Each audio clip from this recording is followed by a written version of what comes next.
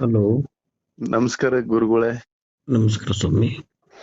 ಸ್ವಾಮಿ, ನಾವು ತುಂಬಾ ಕಷ್ಟದಾಗಿದ್ದೀವಿ. ನಮಗೆ ಯಾವ್ದಾದ್ರ ರಾತ್ರಿ ಹೇಳು ದೇವ್ರು. ಎಲ್ಲಿಂದ ಸ್ವಾಮಿ ಮಾತಾಡ್ತಾ ಇರೋದು? ನಾವು ರಾಮೂರ್ತಿ ನಗರಿಂದ ಸ್ವಾಮಿ. ನಮ್ಮದು ಸ್ವಂತ ಮಂತ್ರಾಲಯ ಅಂದ ಒಂದು ಪಕ್ಕದಾಗ ಒಂದು ಹಳ್ಳಿ. ಹ್ಮ್ ನಾವು ಬಂದು ಇಲ್ಲಿ 20 ವರ್ಷ ಆಯ್ತು ಹ್ಮ್ ಬೆಂಗಳೂರಿಗೆ.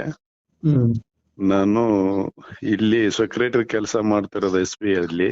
ಹ್ಮ್ ಹ್ಮ್ ಹ್ಮ್ ನಮಗೆ ಸಂತಾನ ಆಗಿಲ್ಲ. 20 ವರ್ಷ ಆಯ್ತು ಮದುವಾಗಿ.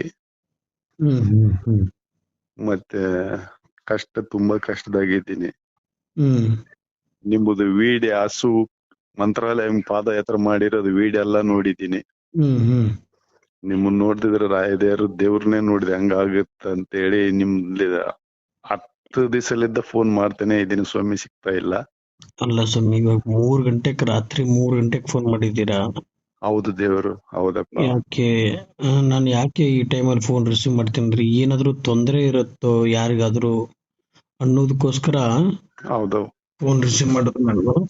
ಹಾ ಅದು ಯಾಕಂದ್ರೆ ಬೆಳಗ್ಗೆ ನೀವು 11 ಗಂಟೆಗೆ ಫೋನ್ ಮಾಡಿ ಹಾ 11 ಗಂಟೆಗೆ ಸಿಕ್ಕಲ್ಲ ಸ್ವಾಮಿ. ಸ್ವಿಚ್ ಆಫ್, ಇಲ್ಲ ಅಂದ್ರೆ ಬಿಜಿ. ಅದಕ್ಕೆ ಸ್ವಾಮಿ.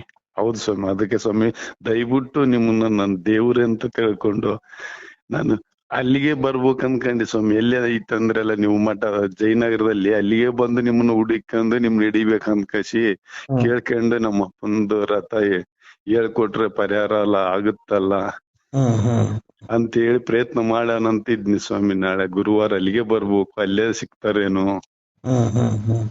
ಯಾವಾಗ ಸ್ವಾಮಿ ಇವಾಗ ನಾನು ಅಲ್ಲಿ ಇರುವುದಿಲ್ಲ. ಹಾ. ಪಾಪ ಮೊನ್ನೆ ಒಬ್ರು ಬೆಳಗಾವಿಂದಾನು ಬಂದಿದ್ರು, ಹಾ ಅಲ್ಲಿ ಇರ್ಲಿಲ್ಲ ನಾನು, ಅದಕ್ಕೆ. ಹಾ ಈಗ ಎಲ್ಲಿ ನೀವು ಎಲ್ಲಿಂದ ಮಾತಾಡ್ತಾ ಇರೋದು? ಇಲ್ಲಿ ಸ್ವಾಮಿ ರಾಮೂರ್ತಿ ನಗರ, ಇಲ್ಲಿ ರಾಮೂರ್ತಿ ನಗರದಲ್ಲಿ ಇದೈತಲ್ಲ ಸ್ವಾಮಿ, ಅಕ್ಷಯ ನಗರ ಅಂತ, ಸೆಕೆಂಡ್ ಬ್ಲಾಕ್. ಹೌದಾ? ಹೌದು ಗುರುಗಳೇ. ಓಕೆ ಓಕೆ, ಖಂಡಿತ ಒಳ್ಳೇದಾಗ್ಲಿ, ಚಿಂತೆ ಮಾಡ್ಬಿಟ್ಟು. ರಾಯರಿದ್ದಾರೆ. ನಿಮ್ದು ಯಾವ ಊರು ಅಂತ ಹೇಳಿದ್ರಿ?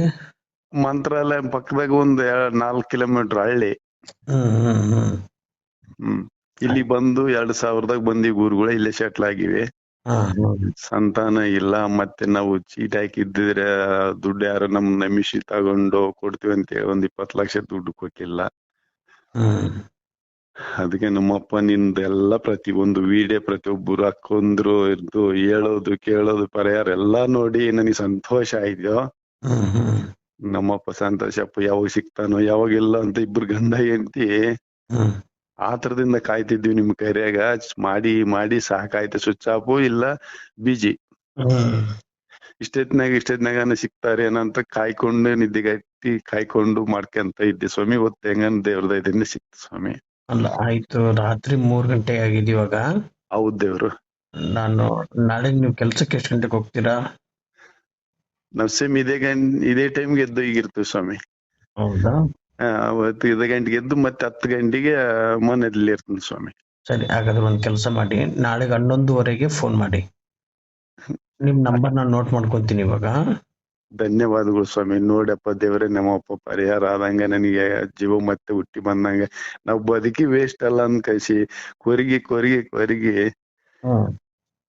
ಏನ್ ಮಾಡಿದ್ರೆ ನಮ್ಗೆ ಫಲಿತ ಇಲ್ಲಲ್ಲ. ಏನ್ ಮಾಡುದು? ಆ ಕಡೆ ಜಮೀನು ಇಲ್ಲ, ತಂದೆ ತಾಯಿಯವ್ರದ್ದು ಕೊಟ್ಟಿಲ್ಲ ನನ್ಗೆ.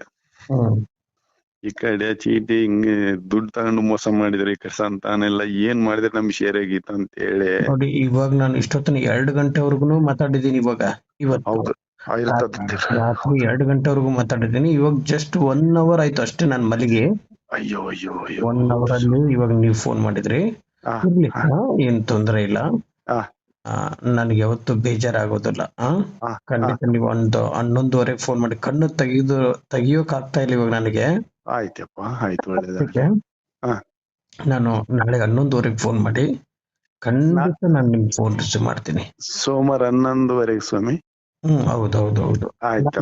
ನಾಳೆ ಇವತ್ತು ಭಾನುವಾರ. ಅದೇ ಇವಾಗ ಅಲ್ಲ, ಇವಾಗ ಕಳೆದ ಇವತ್ತು ಸೋಮವಾರ ಆಯ್ತಲ್ಲ. ಇವಾಗ ಭಾನುವಾರ ಆಗೈತೆ ಸ್ವಾಮಿ.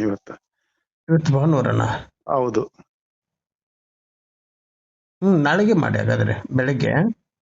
ಆದ್ರೆ ನನಗೆ ರಿಸೀವ್ ಮಾಡೋ ಇದು ಬಿಜಿ ಇದ್ರೆ ಮತ್ತೆ ಇಲ್ಲ, ಮಾಡಿ ನನಗೆ ನೋಡಿ ವಾರನೂ ಗೊತ್ತಾಗ್ತಾ ಇಲ್ಲ, ಯಾಕಂದ್ರೆ ಅಷ್ಟು ನಿದ್ದೆಲ್ಲಿ ಹೋಗ್ಬಿಟ್ಟಿದ್ದೀನಿ ಇವಾಗ ನಾನು.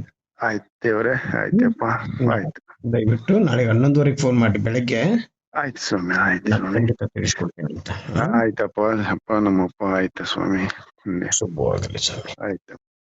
ನಮಗೆ ಖಂಡಿತ ದೇವ್ರು ನಿನ್ ಫೋಟೋನೇ ನಾನು ಇಟ್ಕೊಂತೀನಿ. ನನಗ್ ನನ್ನಪ್ಪ ನನ್ ಪರಿಹಾರ ಆಯ್ತಂದ್ರೆ ನಿನ್ನ ಮರ್ಯಾದಿಲ್ಲ. ನಿನ್ ಮನೆ ಎಲ್ಲಿ ಐತಿ ಹೇಳು, ನಾನ್ ಮನೆಗ್ ಕೂಡ ಬರ್ತೀನಿ ಅಪ್ಪ. ಬೇಡ ಸ್ವಾಮಿ, ನೀವು ರಾಯರ್ ಪಾದವನ್ನು ಹಿಡ್ದಿದ್ದೀರಾ, ರಾಯರ್ನ ನಂಬಿಬೇಕು. ನನ್ನ ಫೋಟೋ ಯಾವುದು? ನಾನಿಲ್ಲ ಗೊಂಬೆ ಆಟ ಆಡ್ಕೊಂಡು ಗೊಂಬೆ ನಾನು ಇಲ್ಲಿ. ಇವಾಗ ನಾವು ಪಕ್ಕದಲ್ಲಿ ಇದ್ದೀವಿ, ರಾಯರು ಊರ್ ಪಕ್ಕದಾಗೆ. ನಾವು ಓದ್ತಿದ್ವಿ ಬರ್ತಿದ್ವಿ, ಆದ್ರೆ ರಥ ಹೆಂಗ್ ಮಾಡ್ಬೇಕು, ಫಲಿತ ಹೆಂಗ್ ಹೊಂದ್ಬೇಕಂಬುದು ನಮ್ಗೆ ಅರ್ಥ ಇಲ್ಲ. ಇವಾಗ ಅದ್ರ ಮುಖಾಂತರ ಇವಾಗ ನಮಗೆ ತಿಳಿಸಿಕೊಡ ದೇವ್ರೇ ನೀನು. ದೊಡ್ಡ ಮಾತು. ದೇವರು ತಿಳಿಸಿಕೊಟ್ರೇನೆ ಆ ಭಗವಂತ ಮಾಡಿದ್ರೇನೆ ನಾವು ಅವಾಗ ಫಲಿತ ನಮಗೆ ಸಿಕ್ಕೋದು. ಹೆಂಗ್ ಮಾಡಿದ್ರೆ ಸಿಗುತ್ತದೆ ಅನ್ನೋದು ಅದು ಗೊತ್ತಿಲ್ಲಲ್ಲಪ್ಪ. ಮೇನ್ ಗೊತ್ತಾಗ್ಬೇಕಲ್ಲಪ್ಪ. ಗೊತ್ತಾಗ್ಬೇಕಂದ್ರೆ ಅದಕ್ಕೆ ತಗ್ಗಿನಷ್ಟು ಗುರುಗಳು ಸಿಕ್ಬೇಕಲ್ಲಪ್ಪ. ಖಂಡಿತ. ಇವತ್ತು ನೀವು ದೊಡ್ಡ ಮಾತನ್ನು ಹೇಳ್ತಾ ಇದ್ದೀರಾ. ದೇವರು ಬೇರೆ, ಗುರುಗಳು ಬೇರೆ. ನಾನು ಸಾಧಾರಣವಾದ ಒಬ್ಬ ನಿಮ್ಮ ಹಾಗೆ ಮನುಷ್ಯನೇ. ಆದ್ರೆ ಯಾಕೆ ಅಂದ್ರೆ ರಾಯರ್ನ ಭಕ್ತಿಯಿಂದ ಪೂಜೆ ಮಾಡೋದು ಯಾವ ರೀತಿ ಅಂತಂದು ನನಗೆ ಕನಸಿನ ಮುಖಾಂತರದಲ್ಲಿ ರಾಯರು ಒಂದು ಸೂಚನೆಯನ್ನು ಕೊಟ್ಟಿದ್ದಾರೆ. ಎಷ್ಟೋ ಜನಗಳು ನನ್ನ ಮಕ್ಕಳು ಪೂಜೆಯನ್ನು ಮಾಡುತ್ತಾ ಇದ್ದಾರೆ. ಅವರು ಪೂಜೆ ಮಾಡುತ್ತಾ ಇರೋದು 3 ವರ್ಷ ಮಾಡ್ತಾ ಇದ್ದಾರೆ, 5 ವರ್ಷ ಮಾಡ್ತಾ ಇದ್ದಾರೆ, 10 ವರ್ಷ ಮಾಡ್ತಾ ಇದ್ದಾರೆ, 20 ವರ್ಷದಿಂದ ಮಾಡ್ತಾ ಇದ್ದಾರೆ. ಆದ್ರೆ ಅವ್ರಿಗೆ ದಾರಿ ಸಿಗುತ್ತಾ ಇಲ್ಲ. ಅವ್ರು ಬರೀ ಕಲ್ಲು ಮುಳ್ಳು ಇರೋ ಜಾಗಕ್ಕೆ ಹೋಗ್ತಾ ಇದ್ದಾರೆ. ನನಗೆ ಒಂದು ರಥವನ್ನು ಈ ತರದಲ್ಲಿ ಪೂಜೆ ಮಾಡುವಂತಂದು ಕನಸಿನ ಮುಖಾಂತರದಲ್ಲಿ ಸೂಚನೆಯನ್ನು ಕೊಟ್ಟಾಗ, ಆಯ್ತು ತಂದೆ, ಎಲ್ಲಾ ಭಕ್ತಾದಿಗಳು, ನಿಮ್ಮ ಮಕ್ಕಳು, ನಿಮ್ಮ ಭಕ್ತಾದಿಗಳು ಏನಿದ್ದಾರೆ, ಎಲ್ಲಾ ನನ್ನ ತಾಯಂದಿರು, ಎಲ್ಲಾ ನನ್ನ ಅಣ್ಣ ತಮ್ಮಂದಿರು, ಎಲ್ಲಾ ನನ್ನ ಸ್ನೇಹಿತರಿಗೆ ನನ್ನ ಧ್ವನಿ ಮುಖಾಂತರದಲ್ಲಿ ನಾನು ಅವ್ರಿಗೆ ತಿಳಿಸಿಕೊಡು ಪ್ರಯತ್ನ ಪಡುತ್ತಾ ಇದ್ದೀನಿ ಅಂತ ಹೇಳಿಕೊಂಡು ಅವತ್ತು ರಾಯರಲ್ಲಿ ಮಾತನ್ನು ತಗೊಂಡಿದ್ದೀನಿ. ಯಪ್ಪ ಒಂದ್ ಹೇಳ, ನಾನು ಹೇಳಿ ಸ್ವಾಮಿ. ನಿನ್ನ ನಾನ್ ನಂಬಿದ್ದೀನಿ, ನೀನು ಆ ಯಪ್ಪನ್ ನಂಬಿದ್ದಿ. ಹೌದು ಯಪ್ಪ, ನನ್ಗೆ ಪರಿಹಾರ ಆಗಿಲ್ಲಪ್ಪ, ನನಗೆ ಫಲ ಸಿಕ್ಕಿಲ್ಲಪ್ಪ ಅಂತ ನಾನು ನಿನ್ನ ಕೇಳಿದ್ರೆ, ನೀನ್ ಆಯಪ್ಪನ ಕೇಳಿ ಆಯಪ್ಪನ ಮುಖಾಂತರ ನೀನ್ ನನಗೆ ಇಸ್ಕೊಡೋ ಶಕ್ತಿ ನಿನ್ನಲ್ಲಿ ಇದೆ. ನೋಡಿ, ಒಂದೇ ಒಂದು ಮಾತನ್ನು ನಾನು ಧ್ವನಿ ಮುಖಾಂತರದಲ್ಲಿ ತಿಳಿಸ್ತಾ ಇದ್ದೀನಿ ಸ್ವಾಮಿ ನಿಮಗೆ. ಮೊನ್ನೆ ಸುಮಾರು ಇವಾಗ 1 ತಿಂಗಳು ಆಗಿರಬಹುದು ಅನ್ಸುತ್ತೆ. 1 ತಿಂಗಳ ಹಿಂದ್ಗಡೆ ಒಂದು ವಿಡಿಯೋ ಹಾಕಿದ್ದೀನಿ ಸೋಷಿಯಲ್ ಮೀಡಿಯಾದಲ್ಲಿ, ನೀವು ನೋಡಿದಿರಿ ಅನ್ಸುತ್ತೆ. ಆ ಸ್ವಾಮಿ ನನಗೆ ಕೆಟ್ಟದ್ದಾಗೆಲ್ಲಾ ಬಾಯಿಗೆ ಬಂದಂಗೆಲ್ಲಾ ಬೈದ್ಬಿಟ್ರು. ನನ್ನ ತಾಯಿನ ಎಲ್ಲಾ ಬೈದು, ಇದನ್ನ ಆಲ್ರೆಡಿ ಹೇಳ್ಕೊಂಡಿದ್ದೀನಿ, ಇವತ್ತು ನಿಮ್ಮ ಹತ್ರ ಹೇಳ್ಕೊಂತ ಇದ್ದೀನಿ. ನೋಡಿ, ನೋಡಿದ್ದೀರಿ ನನ್ನ ತಾಯಿನ ಬೈದಿದ್ದಾರೆ. ಕಿವಿಗೊಟ್ಟು ನನಗೆ ಕಟ್ಟು ಮಾಡುವುದಕ್ಕಾಗ್ತಾ ಇಲ್ಲ. ಯಾಕೆ ಸ್ವಾಮಿ ಇಷ್ಟು ಬೈತೀರಾ ಅಂತ ಹೇಳುವುದಕ್ಕಾಗ್ತಾ ಇಲ್ಲ. ನಾನು 9 ವಾರ ವ್ರತವನ್ನು ಮುಗಿಸಿದ್ದೇನೆ, ನನಗೆ ಯಾಕೆ ಅನುಗ್ರಹ ಮಾಡಿಲ್ಲ ರಾಯರು? ನೀವು ಸುಮ್ನೆ ಹಂಗೆ ಹಿಂಗೆ ಉಪಪ್ರಚಾರ ಮಾಡ್ತಾ ಇದ್ರಂತ ನನಗೆ ಕೆಟ್ಟದ್ದಾಗೆಲ್ಲ ನನ್ನ ತಾಯಿನ ಏನು ಉಳಿಸ್ಲಿಲ್ಲ. ಅಷ್ಟು ಕೆಟ್ಟದ್ದಾಗಿ ಬೈದಂತ ವ್ಯಕ್ತಿ ಅವರು, ಶ್ರೀಮತಿಯವರು ಹೇಳ್ತಾ ಇದ್ದಾರೆ, ಬೈಬೇಡಿ, ರಾಯರಿದ್ದಾರೆ, ಅವ್ರು ಹೇಳಿರೋ ಮಾತು ಸತ್ಯವಾಗಿದೆ ಅಂತ ಹೇಳ್ತಾ ಇದ್ದಾರೆ ಅವರ ಶ್ರೀಮತಿಯವರು. ನನಗೆ ಕೇಳಿಸ್ತಾ ಇದೆ. ಆದ್ರೂ ಇವ್ರು ಬಿಡ್ಲಿಲ್ಲ. ಬಾಯಿಗೆ ಬಂದಂಗೆಲ್ಲ ಬೈದು ನಾನು ನನ್ನ ಫೋನ್ ಕಟ್ ಮಾಡಿ ರಾಯರ್ನ ಹೋಗಿ ಕುಳಿತುಕೊಂಡು ಅವ್ರಿಗೆ ಶಾಪ ಹಾಕ್ಲಿಲ್ಲ. ತಂದೆ, ಅವ್ರು ಯಾಕೆ ನನ್ನ ತಾಯಿನ ಬೈತಾ ಇದ್ದಾರೆ? ಅವ್ರಿಗೆ ಏನ್ ಅನುಗ್ರಹ ಆಗ್ಬೇಕು ಅದನ್ನೆಲ್ಲ ಅನುಗ್ರಹ ಮಾಡು ತಂದೆ, ನಿಮ್ಮನ್ನ ನಂಬಿದ್ದಾರೆ ತಂದೆ ಅಂತ ಹೇಳಿಕೊಂಡು ಇರುಕಂದ ಅವ್ರಿಗೆ ಕರ್ಮಗಳು ಕಳೆದು ಹೋಗ್ಬೇಕು. ಅದು ಮುಕ್ತಿ ಆಗ್ತಾ ಬರ್ತಾ ಇದೆ ಇವಾಗ. ಅವ್ರಿಗೆ ಮಾಡುತ್ತೆ ಅಂತ ಹೇಳಿ 15ನೇ ವಾರಕ್ಕೆ 12, 13, 14, 15ನೇ ವಾರಕ್ಕೆ ಅವ್ರು ಅಂದುಕೊಂಡಿದ್ದು 1 ಪಟ್ಟು, ರಾಯರು ಕೊಟ್ಟಿದ್ದು 2 ಪಟ್ಟು ಎಕ್ಸ್ಟ್ರಾ ಕೊಟ್ಟಿದ್ದಾರೆ. ಇದೇ ರಾಯರ ಪವಾಡ. ನಾನು ರಾಯರಲ್ಲಿ ಹೋಗಿ ಕೇಳಿಕೊಂಡೆ, ಅವ್ರಿಗೆ ಏನು ಅನುಗ್ರಹ ಆಗ್ಬೇಕು? ಅವ್ರು ನನ್ನ ತಾಯಿನ ಬೈದಿದ್ದಕ್ಕೆ ನನಗೆ ಯಾವ್ದು ಬೇಜಾರಿಲ್ಲ, ಆದ್ರೆ ನನಗೆ ಯಾವ್ದು ಕೋಪವಿಲ್ಲ. ಅವ್ರಿಗೆ ಏನ್ ಅನುಗ್ರಹ ಆಗ್ಬೇಕು? ಒಂದು ಅನುಗ್ರಹ ಮಾಡು ತಂದೆ ಅಂತ ಕೇಳ್ಕೊಂಡಾಗ 15ನೇ ವಾರದಲ್ಲಿ ಅನುಗ್ರಹ ಆಗಿದೆ. ಅದಪ್ಪ ಹೇಳಿದ್ದೀರಪ್ಪ, ಇದ್ರಾಗ ವಿಡಿಯೋದಾಗ ಹೇಳಿದ್ದೀರಿ. 1 ಪಟ್ಟು ನಾವು ಮಾಡಿದ್ರೆ 2 ಪಟ್ಟು ದೇವ್ರು ಕೊಟ್ಟಿದ್ದಾನ, ರಾಯರಿದ್ದಾರೆ ಅಂತ ಫೋನ್ ಮಾಡಿ ತಿಳಿಸಿದ್ದಾರೆ ಅಂತ ಹೇಳಿದಪ್ಪ. ಹೌದು. ಅದಕ್ಕೆ ಸ್ವಾಮಿ ನೀವೆಲ್ಲಿದ್ದೀರಾ ಹೇಳಿ ಅಂದ್ರು. ಯಾಕೆ ಅಂತ ಹೇಳಿದಾಗ, ಇಲ್ಲ ನನಗೆ ಅನುಗ್ರಹ ಮಾಡಿದ್ದಾರೆ ರಾಯರು. 15ನೇ ವಾರಕ್ಕೆ ನನ್ನ ಶ್ರೀಮತಿಯವರು ಬಿಡ್ಲಿಲ್ಲ, ಪೂಜೆ ಮಾಡ್ತಾ ಇದ್ರು. ಇವತ್ತು ನಾನು ಅಂದುಕೊಂಡಿದ್ದು 1 ಪಟ್ಟು, ರಾಯರು ನನಗೆ ಕೊಟ್ಟಿದ್ದು 2 ಪಟ್ಟು ಎಕ್ಸ್ಟ್ರಾ ಕೊಟ್ಟಿದ್ದಾರೆ ಅಂತ ಹೇಳಿದ್ರು. ಅದೇ ತಾಳ್ಮೆ ನಿಮ್ಮಲ್ಲಿ ಇರ್ಬೇಕು ಅಂತ ನಾನು ನಿಮ್ಮಲ್ಲಿ ಕೇಳ್ತಾ ಇರೋದು. ಆದ್ರೆ ಇವತ್ತು ನೀವು ನನಗೆ ಫೋನ್ ಮಾಡಿ ಏನ್ ತಿಳಿಸ್ತಾ ಇದ್ದೀರಾ? 20 ವರ್ಷ ಆಯ್ತು. 20 ವರ್ಷದಿಂದ ನನಗೆ ಮಕ್ಕಳ ಸಂತಾನ ಭಾಗ್ಯಕ್ಕೆ ರಾಯರ ಪಾದವನ್ನು ಹಿಡಿದಿದ್ದೇನೆ, ನನಗೆ ಅನುಗ್ರಹ ಮಾಡಿಸಿ ಅಂತ ಕೇಳ್ತಾ ಇದ್ದೀರಾ ನೀವು? ಹೌದಪ್ಪ. ಖಂಡಿತ ಚಿಂತಿಸಬೇಡಿ. ನೀವು ನೋಡಿ ಪಕ್ಕದಲ್ಲೇ ಇದ್ದೀರಾ, ಮಂತ್ರಾಲಯದ ತುಂಬಾ ಹತ್ರವಾಗಿ